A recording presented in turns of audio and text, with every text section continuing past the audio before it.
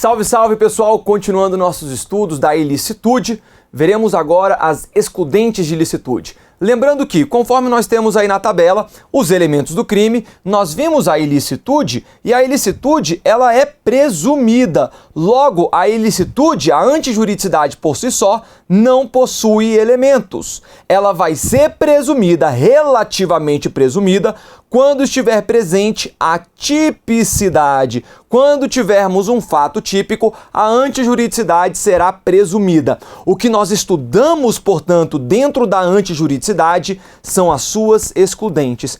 E começaremos hoje vendo ao estado de necessidade, que é uma das excludentes de ilicitude. A ilicitude, prevista no artigo 23 do Código Penal, diz: não há crime quando o agente pratica o fato. Que fato é esse? O fato típico. Não há crime quando o agente pratica o fato em estado de necessidade. Então, esta é a primeira excludente de ilicitude, causa excludente de ilicitude, que nós vamos ver hoje. Muito bem, pessoal. Vem comigo aqui, antes da gente ver o artigo 24. Nós temos 4 causas genéricas excludentes da ilicitude: estado de necessidade, legítima defesa, estrito cumprimento do dever legal e exercício regular do direito. As últimas duas não possuem definição legal. O legislador ele não disse pra gente o que é um estrito cumprimento do dever legal, o que é um exercício regular do direito. Nós estudaremos mais à frente para entender perfeitamente o que são essas causas excludentes de ilicitude. Entretanto, com relação ao estado de necessidade e à legítima defesa, o legislador ele definiu detalhadamente pra gente o que vai ser um estado de necessidade, o quando vai ocorrer uma legítima defesa. Então, nós vimos o artigo 23, que tem lá o rol das causas genéricas, das causas gerais excludentes da ilicitude, e vem agora o artigo 24 e define pra gente o que é o estado de necessidade. Pessoal, esse artigo 24, ele despenca em prova. E nós vamos tratar aqui de vários assuntos ao longo da aula, mas o principal, o que é mais cobrado em prova é exatamente o artigo 24. O examinador ele copia e ele muda alguns elementos e aí você vai ter que perceber que está errado. Para isso, a minha sugestão não é que a gente decore o artigo 24, mas sim que a gente entenda o que é o estado de necessidade. E por isso que nós vamos falar sobre todas as suas características, todos os requisitos para que a gente reconheça o estado de necessidade. Mas vamos ver então a definição legal do artigo 24. Considera-se em estado de necessidade quem pratica o fato para salvar de perigo atual. Eu quero passar uma palavra-chave, uma expressão-chave no que concerne o estado de necessidade. E é esta daqui, pena que ficou separado. Perigo atual. Tá bom? Lembrem-se dessa expressão. Eu só tenho estado de necessidade diante do perigo atual. E daqui a pouco a gente já vai entender perfeitamente o que é esse perigo atual. Mas grave essa expressão. Perigo atual vai estar atrelado ao estado de necessidade. Continuando o artigo 24. Um perigo atual que não provocou por sua vontade, nem podia de outro modo evitar, direito próprio ou alheio, cujo sacrifício, nas circunstâncias, não era razoável exigir-se. Nós vamos ver também os parágrafos 1º e 2º. Não pode alegar estado de necessidade quem tinha o dever legal de enfrentar o perigo. E o 2º, embora seja razoável exigir-se o sacrifício do direito ameaçado, a pena poderá ser reduzida de 1 a 2/3. Muito bem. Vocês reparem, portanto, que aqui no artigo 24, vamos começar aqui no artigo 24, nós teremos vários requisitos. Estado de necessidade não é simplesmente uma coisa, pá, pum, pronto, estado de necessidade. Não. Vocês reparam que a lei traz vários requisitos do estado de necessidade.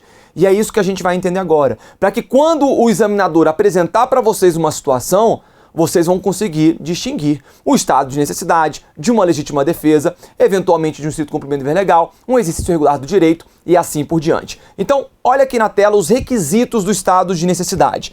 Perigo atual, e todos eles têm embasamento no artigo 24, pessoal. Situação de perigo que não tenha sido causada voluntariamente pelo agente, ameaça a direito próprio ou alheio, inexistência de dever legal de enfrentar o perigo, inevitabilidade da conduta lesiva, inexigibilidade de sacrifício do direito ameaçado e um elemento subjetivo. Esse daqui é o único que não está previsto no artigo 24 do Código Penal, mas fiquem tranquilos que a gente vai entender perfeitamente todos esses requisitos. Muito bem. perigo atual.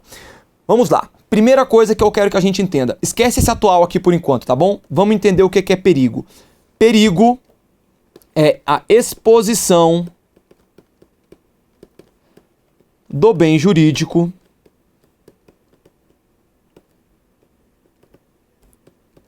à situação de risco. Beleza? É uma exposição. Diante dessa exposição de um bem jurídico a um determinado risco, eu posso agir para proteger aquele bem jurídico. Ele está sob risco, eu vou protegê-lo. Este é o perigo. Muito bem. Atenção.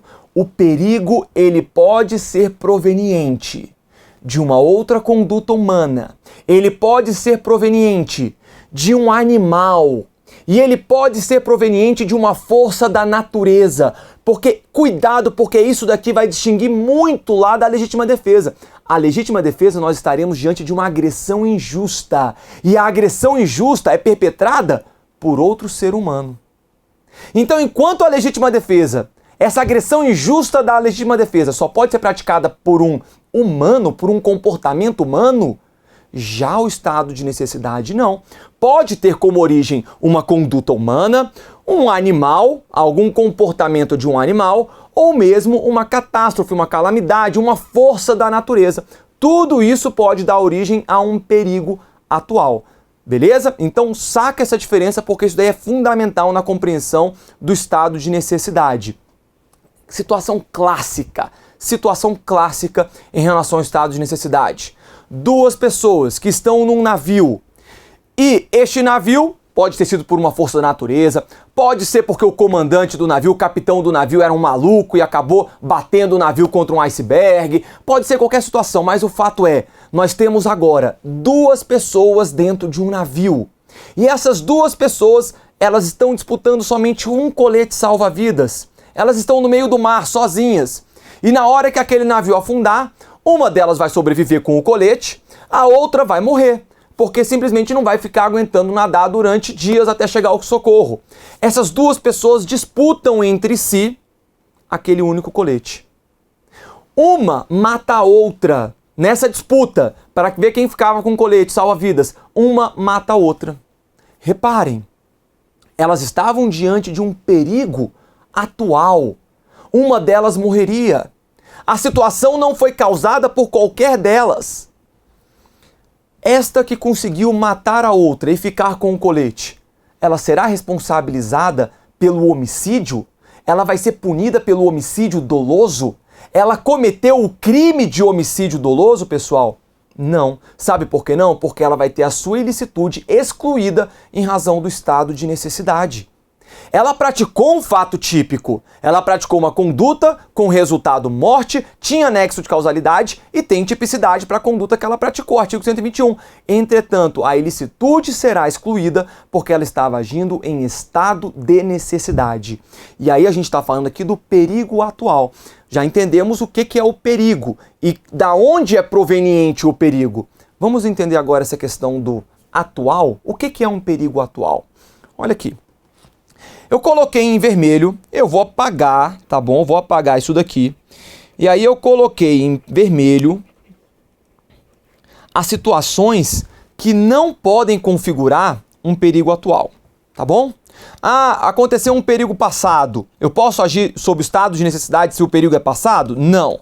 Eu posso agir sob estado de necessidade se eu estou prevendo um perigo futuro, um perigo remoto, a possibilidade de acontecer um perigo? Vamos supor que eu more numa ilha, eu moro numa ilha, e eu estou prevendo que amanhã vai ter uma grande tempestade, um tornado vai atingir essa ilha. Então eu subtraio uma lancha que tenha nessa ilha, de outra pessoa, para fugir da ilha.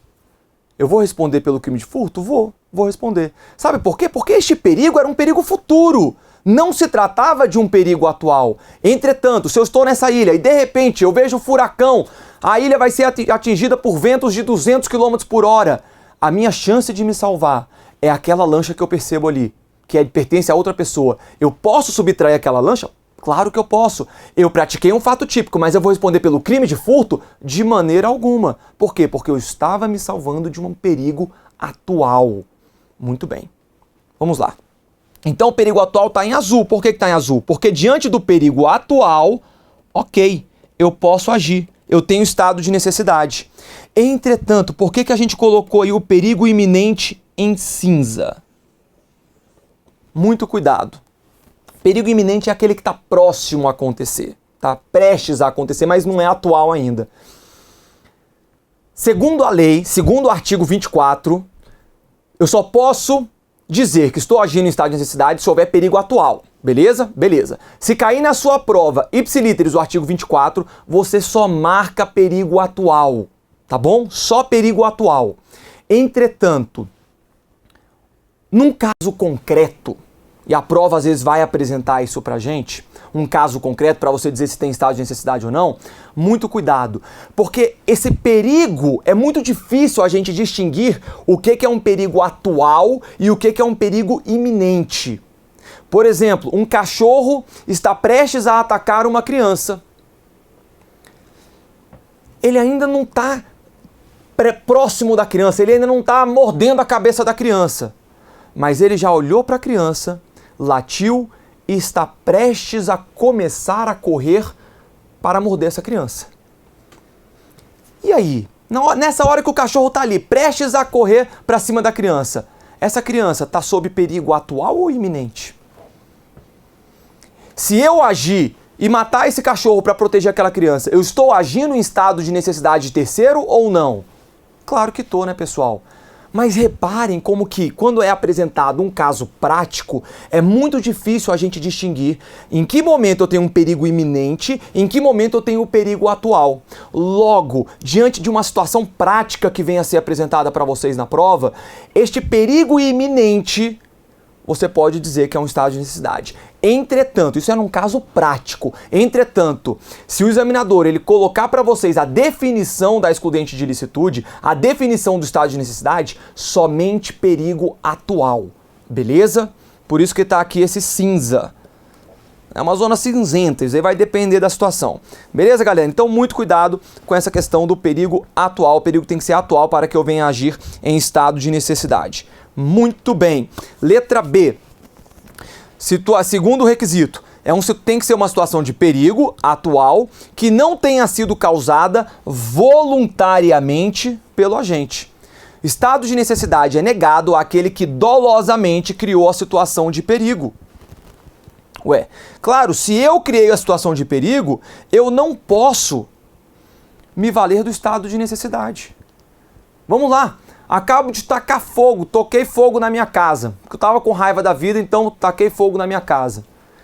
E aí agora que eu estou fugindo do fogo e tem uma pessoa na minha frente, vamos supor que tem ali a empregada doméstica que está na minha casa, e na hora que ela está saindo, eu vejo que só vai sair, só um dos dois vai conseguir sair, porque a casa está prestes a desmoronar. Eu simplesmente pego ela, jogo, tiro ela da minha frente para que eu venha sair. Eu posso alegar estado de necessidade? Não. Professor, mas você estava sob perigo atual. Verdade, eu estava sob perigo atual. Eu só conseguiria me salvar se eu fizesse isso contra ela. Mas qual que é o detalhe? Quem criou a situação de perigo? Foi eu mesmo.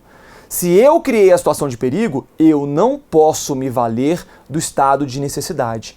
Só um cuidado. Esse estado de perigo, essa situação de perigo, tem que ter sido criada dolosamente pelo agente. Há uma grande polêmica na doutrina se essa situação de perigo tiver sido gerada culposamente, se o agente ele pode se valer ou não dessa excludente de ilicitude. Vamos supor aqui uma situação. Eu sou agora um piloto de avião. E tem eu e uma outra pessoa neste avião, tá bom? Eu e um passageiro.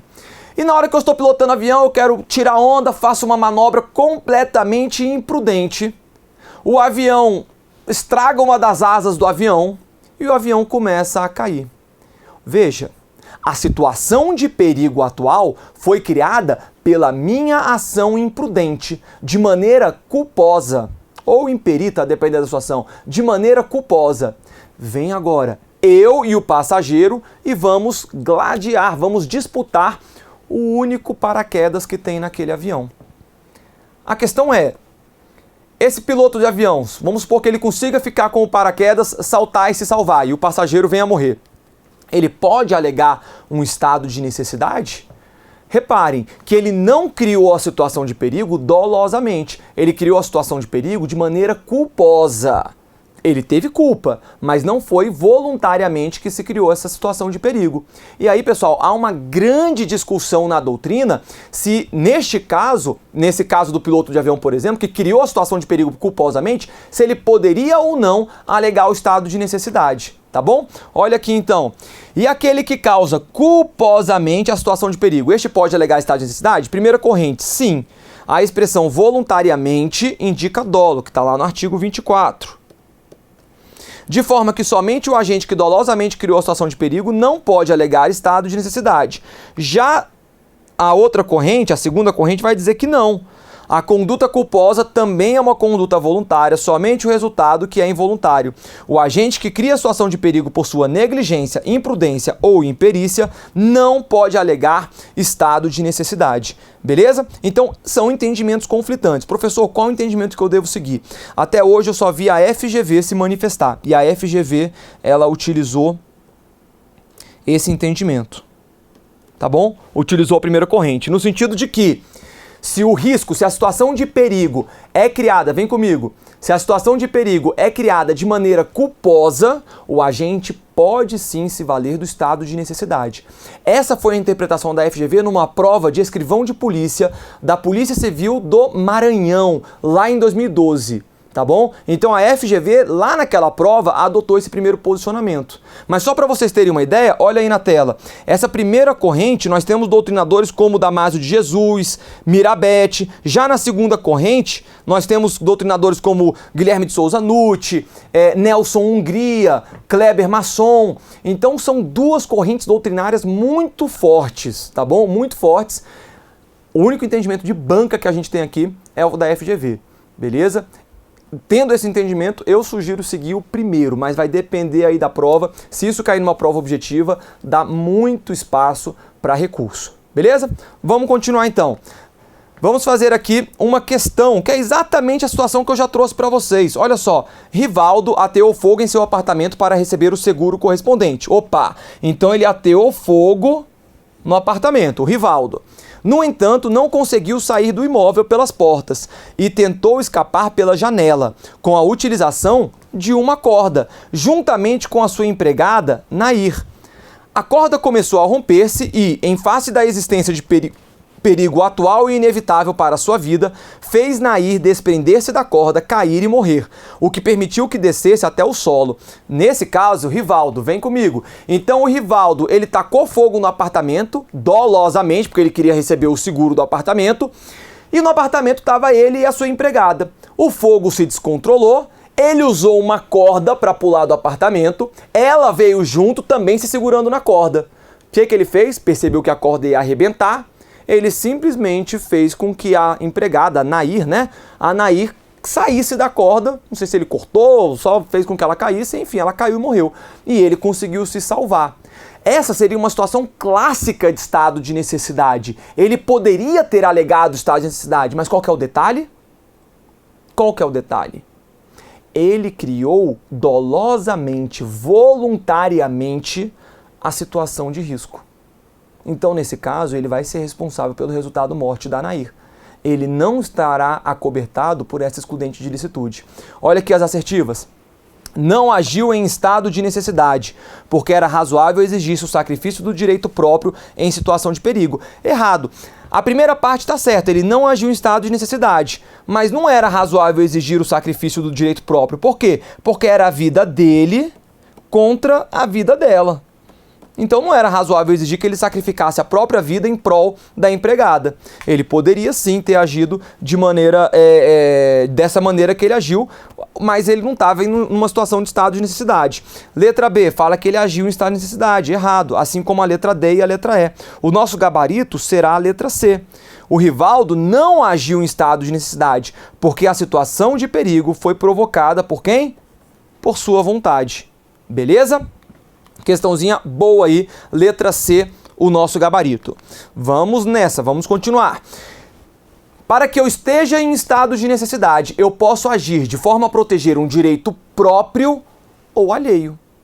Simplesmente isso. tranquilamente. O artigo 24 é muito claro em dizer isso. Logo, é possível tanto o estado de necessidade próprio quanto o estado de necessidade de terceiro. Eu posso agir para proteger um bem jurídico próprio e eu posso agir para proteger um bem jurídico de terceiro. O exemplo que eu dei para vocês do cachorro. O cachorro que vai atacar uma criança e eu atiro no cachorro para matá-lo, para que ele não venha a destroçar aquela criança. Eu estou agindo em estado de necessidade de um terceiro, de uma criança. Tranquilo? É só isso. A ameaça pode ser a direito próprio ou a direito alheio. Letra D. Mais um requisito. Inexistência de dever legal de enfrentar o perigo. Aqui a gente já vai para o parágrafo 1º do artigo 24. Aquela pessoa que tem o dever legal de enfrentar o perigo, ela não pode alegar estado de necessidade.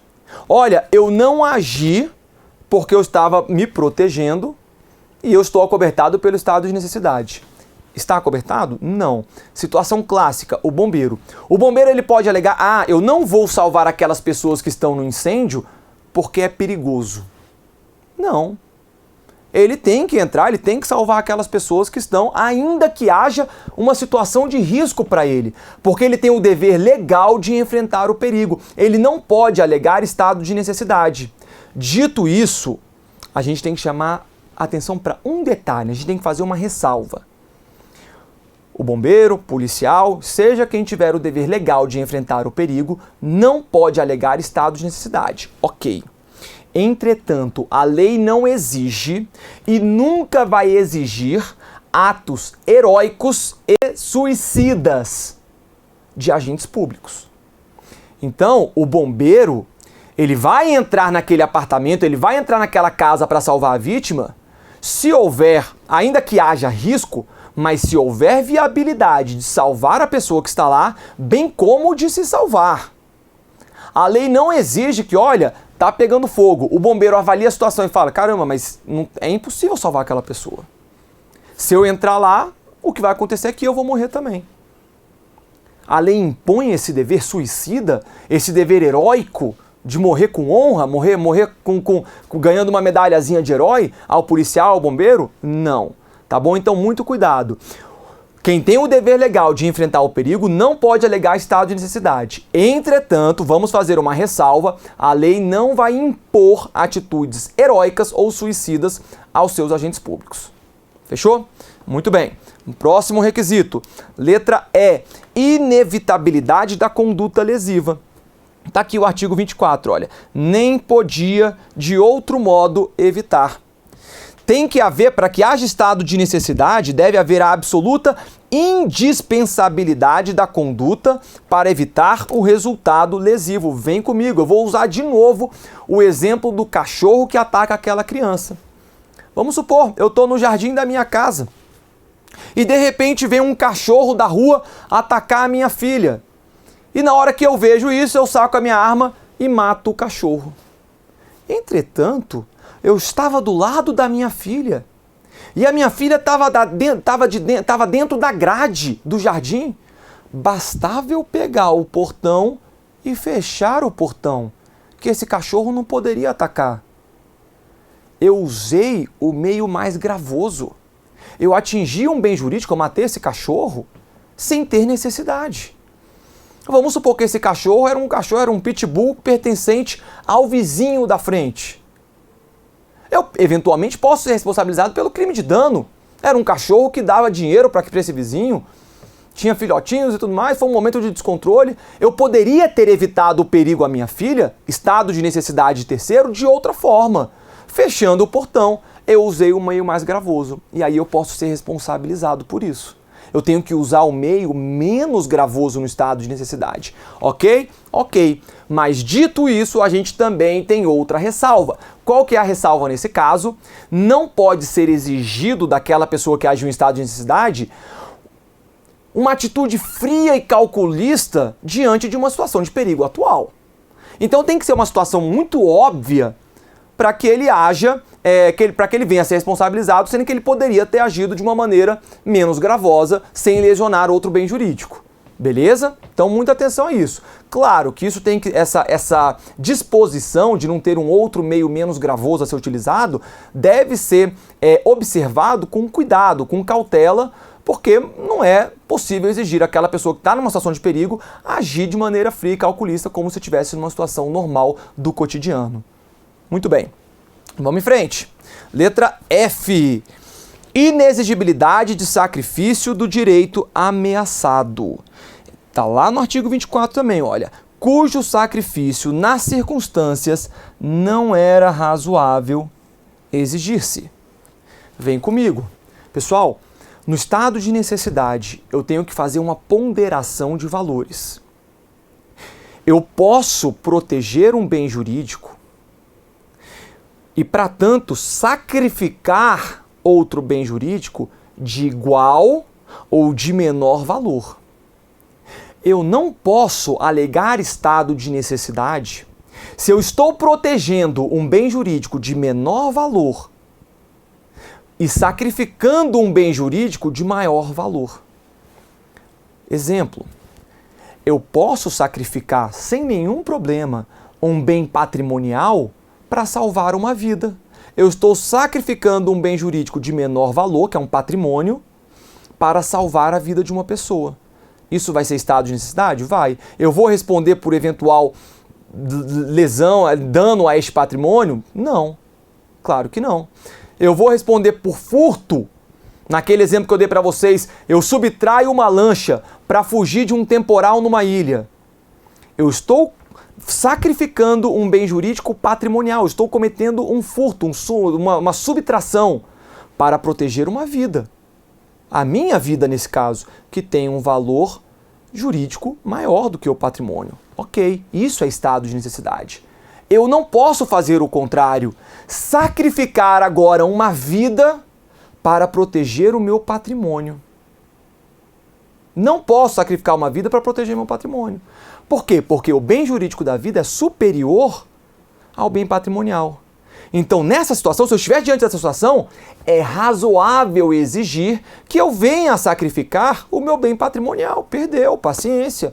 É melhor perder um bem patrimonial do que perder a vida de uma pessoa. Por isso que está aqui, olha, cujo sacrifício só tem estado de necessidade se esse sacrifício nas circunstâncias não era razoável eu exigir o sacrifício desse bem jurídico. Por isso que eu vou ter uma ponderação de valores, razoabilidade. Sacrifício de um bem jurídico para proteger outro bem jurídico. Somente pode ser exigido o sacrifício de bens jurídicos de valor igual ou inferior ao bem jurídico protegido. Beleza? Valor igual pode também. Eu posso sacrificar a vida de uma pessoa para proteger a vida de outra. Eu posso sacrificar a vida de um terceiro para proteger a minha vida. Eu posso até mesmo sacrificar a vida de um terceiro para proteger a vida de um familiar que está sob perigo atual, numa situação de estado de necessidade terceiro, porque são bens jurídicos de igual valor. Fechou, galera? Muita atenção, então, a essa inexigibilidade aí na tela de sacrifício do direito ameaçado. Tem que estar numa situação que seja inexigível esse sacrifício do direito ameaçado. Muito bem. E aí, letra G é o nosso último requisito. Este requisito não está previsto no artigo 24, tá? Não está no artigo 24. Esse requisito é um requisito criado pela doutrina, dizendo que aquele que age em estado de necessidade, ele tem que saber que está em estado de necessidade para ter a sua ilicitude excluída. Então, reparem, o elemento subjetivo. O que é elemento subjetivo? É o conhecimento da situação, é o conhecimento da excludente de ilicitude pelo próprio agente. Olha aqui. O agente deve saber que está agindo em estado de necessidade. Vem aqui. Imagina aquela situação que... Vem comigo. Imagina a situação que eu subtraio um carro, eu estou andando na orla de Copacabana, eu vejo um carro legal que está destrancado, eu falo, quer saber? Eu vou subtrair esse carro. Perdeu, deu mole, vou subtrair.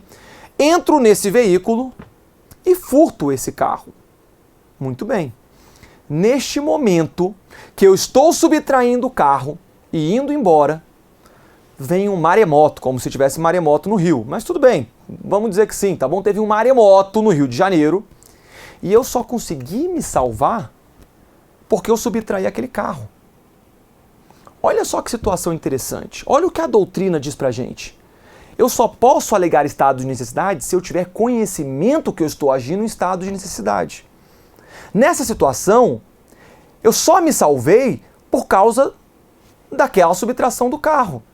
Mas eu não tinha conhecimento da situação de perigo. Logo, nesse caso, eu vou responder sim pelo furto desse veículo. Olha a situação diferente. Eu vejo o maremoto vindo, eu pego o carro e subtraio esse carro para me salvar. Aí sim eu posso alegar estado de necessidade. Então esse elemento subjetivo é o conhecimento do agente de que ele está agindo acobertado sob o estado de necessidade. Claro, pessoal, não é necessário que ele tenha conhecimento. Estou agindo sob o estado de necessidade, que é uma excludente de ilicitude prevista no artigo 24 do Código Penal? Claro que não. Mas é exigido que ele tenha agido daquela maneira em razão de verificar, no caso concreto, uma situação de perigo. Beleza? Vamos fechar por aqui, vimos os requisitos do estado de necessidade, continuamos no próximo bloco. Até lá!